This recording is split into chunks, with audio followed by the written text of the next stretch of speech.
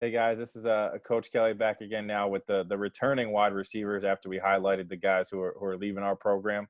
I'm going to start the same format where they introduce themselves. And I'm going to ask them each a question to kind of let them kind of answer and see where that takes us. So I'm going to start with the introductions, and we'll go with Blake Wofford up here.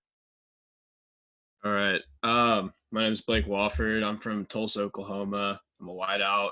I'm majoring in biomedical engineering. Nice. All right, we'll go down to Joe Coucher. Hey, I'm Joe Coucher, wide receiver from West Greenwich, Rhode Island, sophomore, majoring in civil engineering. Nice. Now we got Derek Childs down here on the bottom. I'm Derek Childs. I'm from Rochester, New York. I'm a wide receiver, and I'm majoring in architectural engineering. Nice. We're going to continue on down here with Tommy Emmerich.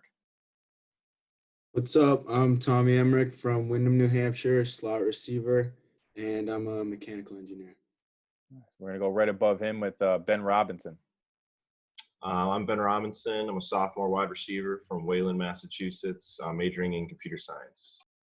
We'll go down here to Joe's phone, but Joe DeRozier. So y'all, I'm Joe DeRozier from Worcester, Massachusetts, wide receiver, majoring in mechanical engineering. We'll go right above him with Ethan Farah. My name is Ethan Farah. I'm from Grafton, Massachusetts. I'm a slot receiver, and I'm studying mechanical engineering. And then we'll end up top here with Isaac Frederick. I'm Isaac Frederick from Methuen, Mass. I play receiver, and I am a biology major. Nice. And now what I'm going to do is ask them each a question, and I'm going to go in reverse order here. Apparently I can't talk, so I'm going to make sure I can do that going forward. But we'll start asking, we'll go Isaac. And Isaac's also a track athlete for us. What's it like to be a dual sport guy and play both sports? I think it's interesting. I mean, I definitely like how I'm always busy. That's just me personally, though. I like to kind of know what I'm going to do every day.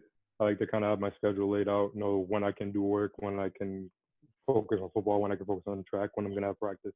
So I think it's good. I mean, you really get to know the football guys first a lot, and then you end up in track, and it's like, wait, like I kind of missed out on having the bond that I was going to have with my football team, like during the winter. But now it's whatever, because I kind of have a circle with track and have a circle with football, so it's kind of nice having both sides of it. Awesome. That's pretty cool that not all these guys get to experience. We'll go down to Ethan Farah, and Ethan, you were a running back at a Grafton High School. We moved you to our hybrid position there, which is a slot receiver / running back type of position. And what was that transition like for you? I mean, I thought the transition was easy because at the end of the day, you're still playing football. And with the coaches and all the upperclassmen receivers, they're all really helpful. Like, they teach you all the plays and stuff. And I came from a very basic offense, so a more complicated one. Not that's too hard, but just a lot more stuff that you have to know. And so the older receivers definitely made that a lot more helpful. And I thought it was a lot more easier than I anticipated. That's good. Good to know that going forward for anybody else who might change positions too. We'll go down here to DeRozier, and from Worcester, what's it like being a local guy playing at WPI? It's definitely interesting. I've always known what it's like to be at WPI. It's definitely a lot more challenging than other schools, but it's nice to have my parents drop stuff off, and it's nice because there's another guy on the team, one of our captains, Tommy Faracco. He's from the Worcester area as well, so when I was a recruit, I could come to the spring ball practices, ask him anything. And it's just really nice having my parents so close and knowing the area as well. Kind of have like an edge up knowing where everything is, where to go, where not to go. So good. We'll kind of go on that legacy theme here, but Ben Robinson, you're from Wayland High School, which for us, a couple of years back, one of our better players we've kind of ever had in the history of the school. Brian Murtaugh was a linebacker for us from there. And what's it like to kind of, I know it's different positions, but kind of following the footsteps, come from the same high school town or whatnot coming into our program? I can definitely speak on his influence, at least his family's influence on me coming to WPI, just because their family's well known in my town. I'd say football-wise, his dad was my coach. So I definitely talked to Brian a lot before coming here, and he described the experience.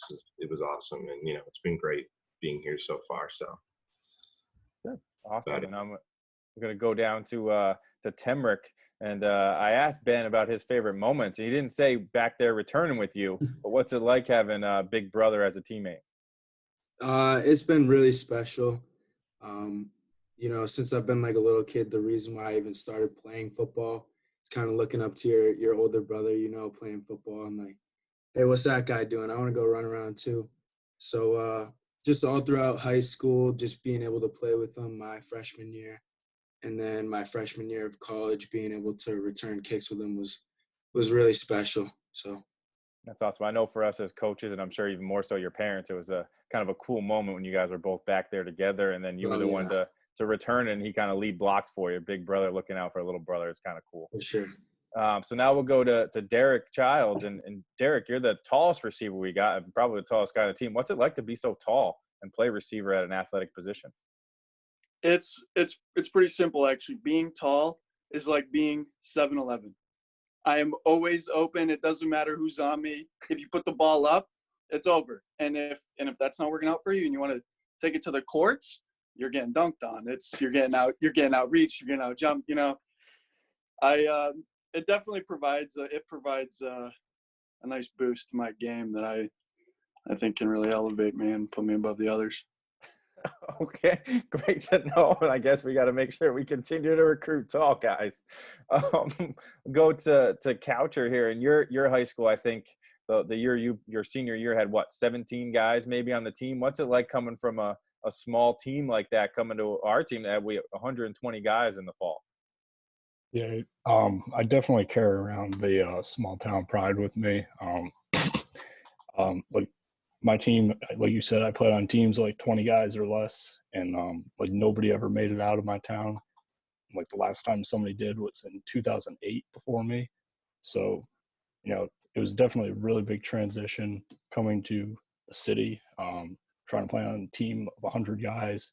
I started off as a freshman, played throughout my entire 4 years in high school, and then the bottom of the depth chart when I came to a team of like 100 something guys. So it's been a challenge trying to work my way up, but definitely making a good adjustment.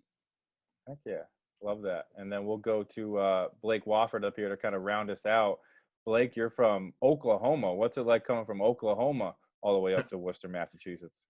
So it's like 1,500 miles distance, which is kind of a big transition whenever you talk about like weather. I get to train here almost year round, and I go up to the Northeast, which now is where I live. So, or like most of the year. So I don't get the same weather patterns, and I don't get to be around my family, but I do get to, be part of a great program. And whenever it comes time to breaks, like summer break, I have to come back here, and I don't get to spend time training with, the boys, but, it's nice. It's just a little bit of a transition in culture, but not much.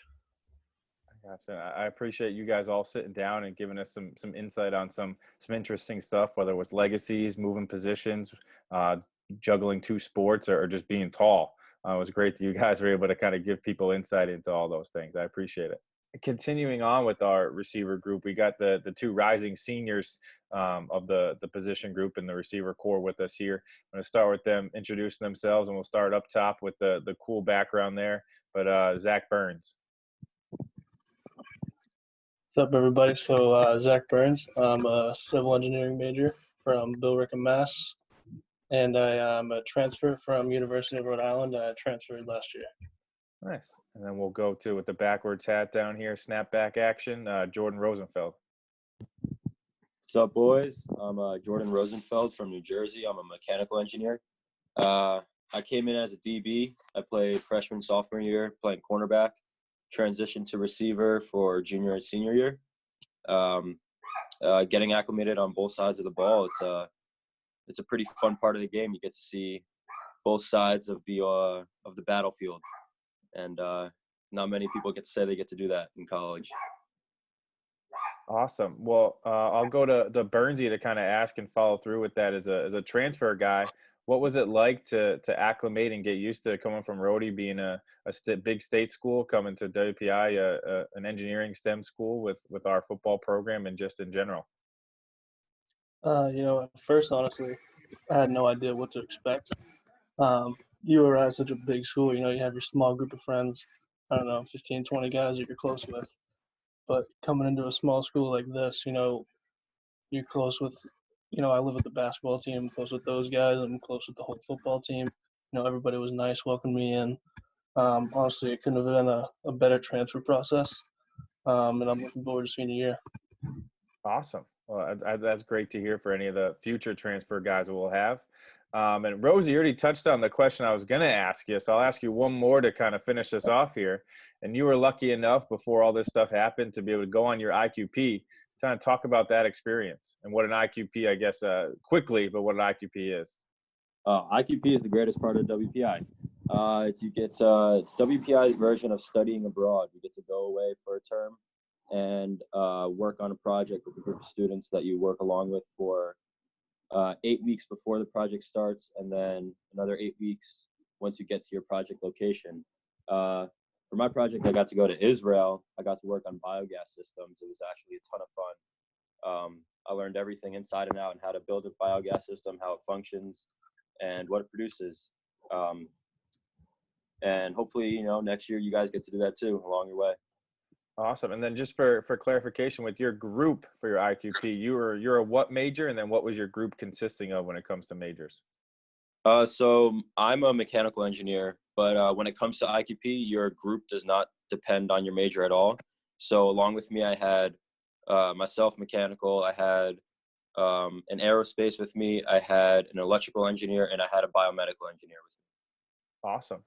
Well, that's pretty cool. And I know that's kind of one of the things we always talk about is the IQP being awesome, and just we prefer it's C-term, so you don't miss any spring football and those kind of things, which lucky enough for you going C-term worked out with all this stuff happening kind of after that point in time.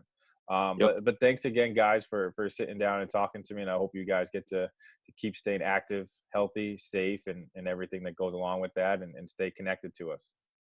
Yes, sir. Thank you. For sure. Thank you, Coach.